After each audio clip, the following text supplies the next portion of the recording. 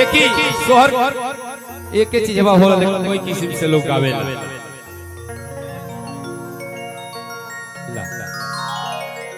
yes के मौसी बबुआ के तनी पकड़ लो देखी आराम है सब ढेर लोच बा मुड़िया तनी गोड़वा एके में कर देले कहे के का भाव अरे कहवा में भइले तेरी राम तो कहवा में अरे कन्हैया भइले हो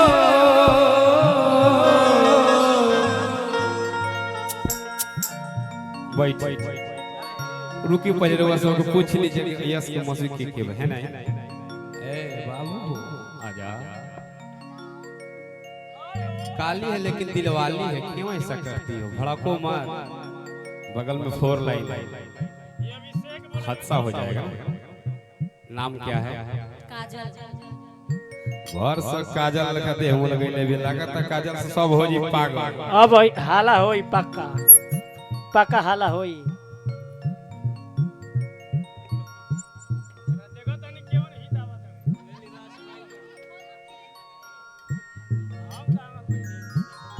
वही लिवाज में रहे के बा देखी कारजा पंचायत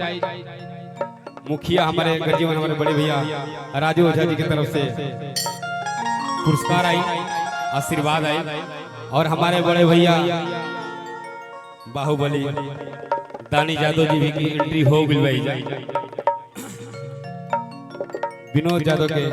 भाई हम वो भाई हैं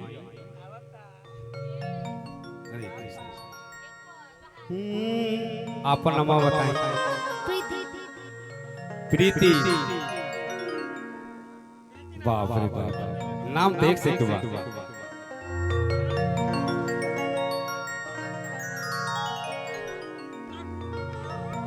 विनोद यादव के चाचा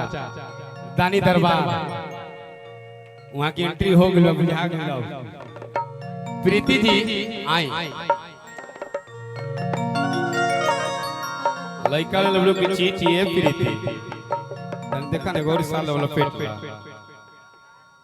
लपेट ले तो अच्छा रहे बेचारा के ठंडा ठंडा लागत होई हमनी के कोट सूट पहले में ओकरा का सही रखे ले काजल के चादर ह देखिए खुछुल तेरी मुत न तबे दिलई के अपन नाम तान्या झा उना नो अच्छा बहुत तान्या बहुत ही अच्छा कलाकार सुंदर कलाकार बनी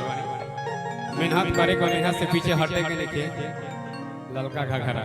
लाइन में बाप रे बाप नाम तो पता हमारा लाग गई मुश्किल से का नाम होई रोवे से बता दीजिए छेदिया खुशी नाम ये कौन इतना ने मनबे सुंदर शरीर बा ओकरा बाद छेदिया नाम भर राम राम तो कहे के परिचय हो गेल हमनी के सोहर पे आवे हमारा विनोद भैया घरे यस बबुआ के जन्म भइल बा यही छेदिया के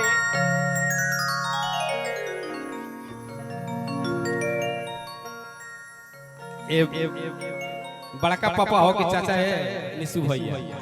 कुछो ना हमें यस के माने मौसी के मिलन वाला ना है अच्छा अच्छा ठीक है बुझ कहे के का भाव अरे कहवा में भइले श्री ई हमनी के धाराव में बुढ़ बुढ़ मतारी आवेली दादी आवेली तक आवेली सब अरे कहवा में भइले श्री राम तो कहवा में कन्हैया भइले हो ला ला ला कहवा में भइले आगम फातिमा घरवा सो तने पे आवे भौजी के कहले सन कि ए दादी रउआ हट ई राउर जमाना नहीं खे ई जमाना हमनी के आगे बता कहले लोही चीजवा के अरे कहवा में भइले श्री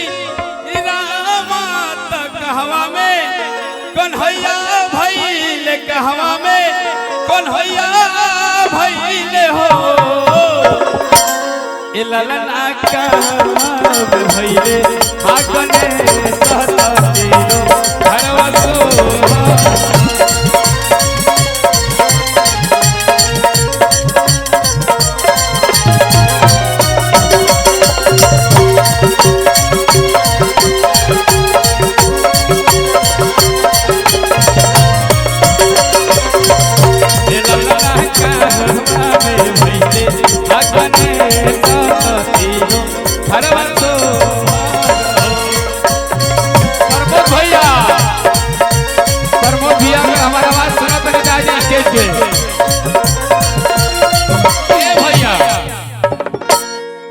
सोहर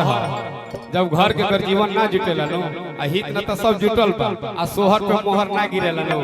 तो बुझाला कि कोई बबुआ के पुछवैया नहीं खे अभी तो कहे के का भावा यही चीजवा के हमनी के नयका जमाना में लोग बेटी बहन हमनी के दिरिया बाड़ी सब कुछ से कहली सन कुदर बेट में अरे कहवा हम भइल श्री राम त कहवा में कन्हैया भइले कहवा में कन्हैया भइले हो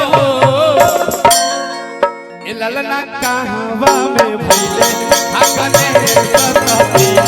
घरवा सो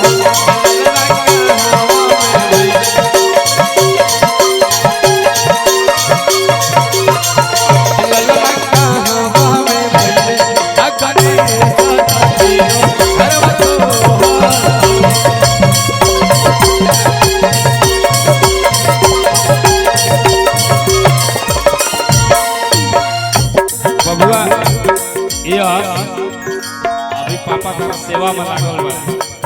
चलल बोलने कि चाचा बड़ा का पापा के पते नीचे अभी तक कहे के का बाबा अयोध्या में भइल श्री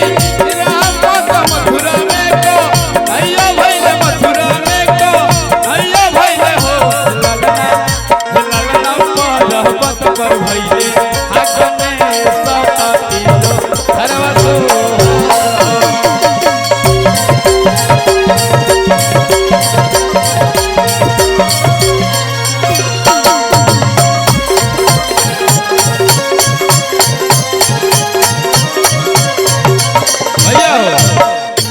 कुल हमनी के जवारी लोग जुटल हमारे बड़े भैया प्रॉपर्टी डीलर जितेंद्र यादव जी के तरफ से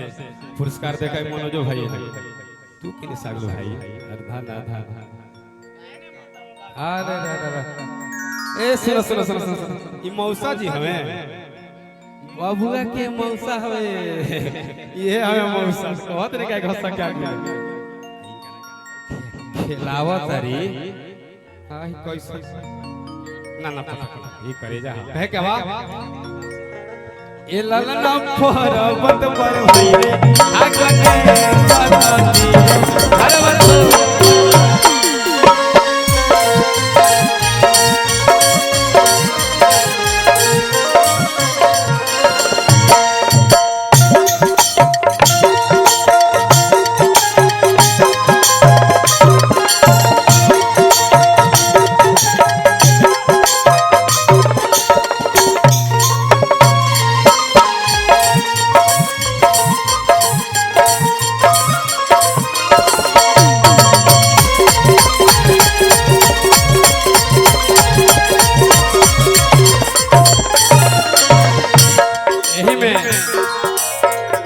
थोड़ा सा खिलौना ले लो जाओ जैसे कि सब कलाकार लोग आ गए गोलू भाई आ गए चंदन भाई आ गए सबे कुलम सब में जुट गइल बा स्टेडी भाई आ गए अदिति राज भी आ गइल बड़ी ते एही में खिलौना बा